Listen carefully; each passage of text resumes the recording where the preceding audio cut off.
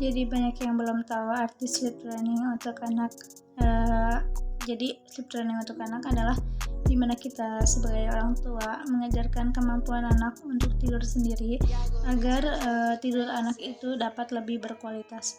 Masalah penting atau tidaknya sleep training ini tergantung masing-masing pada anak, apakah mereka mempunyai masalah tidurnya atau tidak.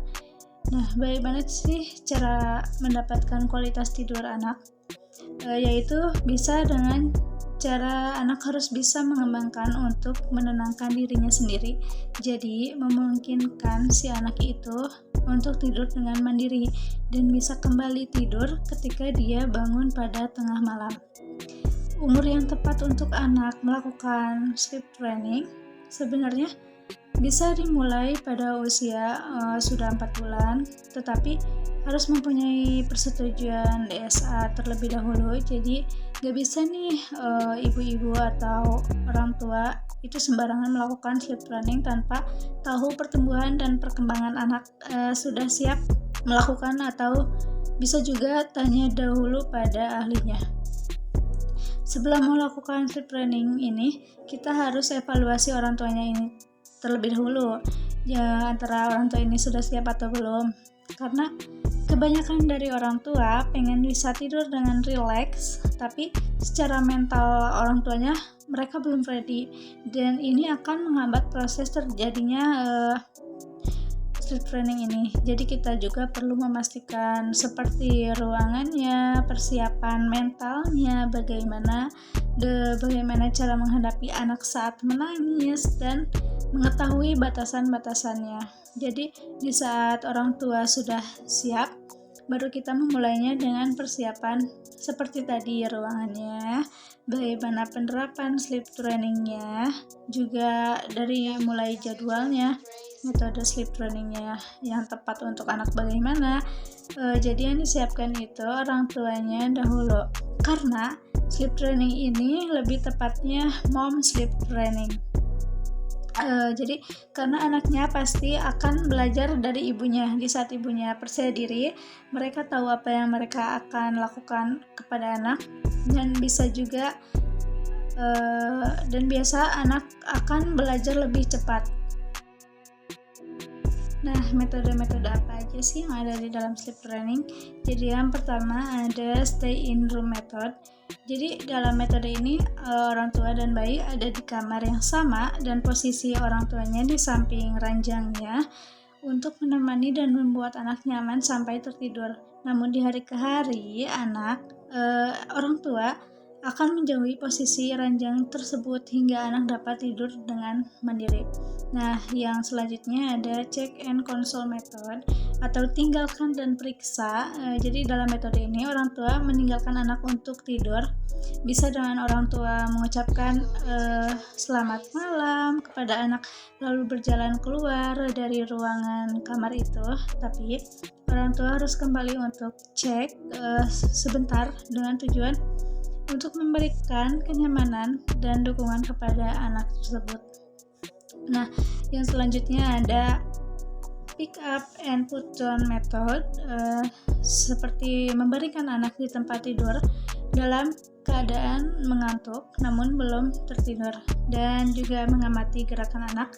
Bila anak kesulitan tidur, orang tua dapat menggendongnya, namun menggendong hingga tenang, namun jangan si anak itu tertidur dalam gendongan kita dan dibaringkan kembali ke tempat tidurnya. Nah, untuk anak yang di bawah 1 tahun tidak disarankan ada objek lain seperti bantal, mainan, selimut, dan lain sebagainya di ranjang selain bayi itu sendiri. Nah, apa aja sih barang-barang yang harus kita siapkan untuk sleep training ini? Jadi yang pertama ada blackout curtain, atau seperti kamarnya digelapkan agar bisa mendukung tidur anak, terutama untuk anak yang bermasalah dengan napnya, karena kita harus membuat kondisi siang seperti malam di kamar itu. Ya, yang kedua ada white noise. Jadi pastinya anak sebagian besar menghabiskan waktunya dalam fase tidur yang aktif, hingga anak akan merasa terbangun oleh suara cahaya itu. itu menjadi hal yang mudah untuk anak. Yang ketiga ada sleep sex. Nah, anak ini akan sangat sensitif terhadap suhu pastinya. Jadi dengan kita pakai sleep sex ini, kita dapat menjaga suhu anak sepanjang malam agar bisa tidur dengan nyenyak.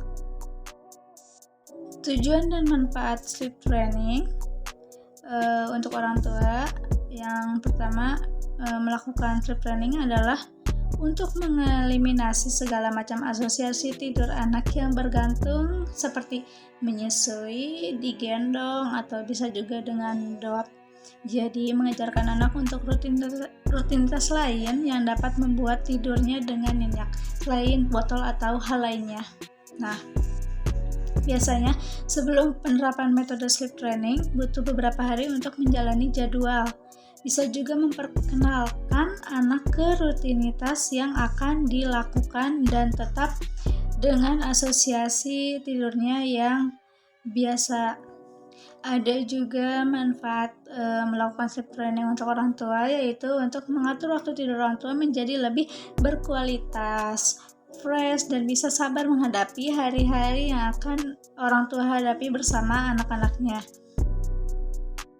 Perlu diketahui bahwa suasana dan lingkungan itu sangat penting agar mendukung upaya sleep training ini berjalan dengan lancar. Yang pertama ada lingkungan dengan seperti rutinitas waktu mandi sebelum tidur. Yang kedua, ruangan harus dibuat redup. Yang ketiga, menyalakan lagu pengantar tidur anak. Yang keempat, ada membaca buku dan bercerita. Yang kelima, tidak ada mainan yang mengeluarkan cahaya ataupun suara, karena itu anak akan merasa nah ini zamannya dia gitu. Dan yang terakhir, boleh anak-anak bermain, tapi tidak boleh yang bisa menstimulasi anak gitu. Adapun tantangan yang mungkin dihadapi orang tua saat melakukan sleep training ini, biasanya itu orang tua akan merasa galau karena lu nggak tega nih membiarkan anak menangis sendirian tanpa bantuan orang tua gitu. Jadi itu karena mental dari orang tuanya itu tidak kuat, karena kan yang dinamakan sleep training itu pasti akan ada saatnya menangis, anak itu menangis. Jadi menangis ini harus dipahami bahwa itu cara anak untuk berkomunikasi, sama seperti halnya orang dewasa. Jika ada sesuatu yang kita nggak suka terjadi dalam hidup kita, pasti akan protes. Nah itu, tapi anak itu nggak bisa marah, jadi protes dengan cara menangis. Dan ini tanda bahwa anak belum terbiasa dengan cara barunya untuk tidur. Jadi kita sebagai orang tua harus mengajarkan bagaimana cara untuk tidur dengan memberikan dukungan dan melakukan check and support. Jika orang tua merasa galau, sedih, bahkan gelisah, itu sebenarnya anak akan merasakan apa yang kita rasakan. Nah, jadi sebaiknya orang tua harus percaya diri dulu. Saat orang tua percaya diri, percayalah pada prosesnya dan percayalah pada anak kita benar-benar bisa melakukannya. Pasti anak itu akan belajar dengan cepat. Nah, cara mensupport orang tua saat melakukan sleep training yaitu dengan mengingatkan apa sih fokus, tujuan, dan ekspektasi orang tua tersebut melakukan sleep training. Jadi sebelum melakukan sleep training, kita harus tahu dan apa sih tujuan, ekspektasi orang tua pada saat pertama kali melakukan. Nah, pastinya pada saat hari ketiga itu akan menjadi fase yang sulit untuk para ibu ataupun orang tua yang melakukan sleep training. Tetapi nanti di hari kelima bisa saja anak sudah bisa mulai terbiasa tidur. Dan ketika galau, ingat kembali pada tujuan kita, apa sih tujuan kita melakukan sleep training ini.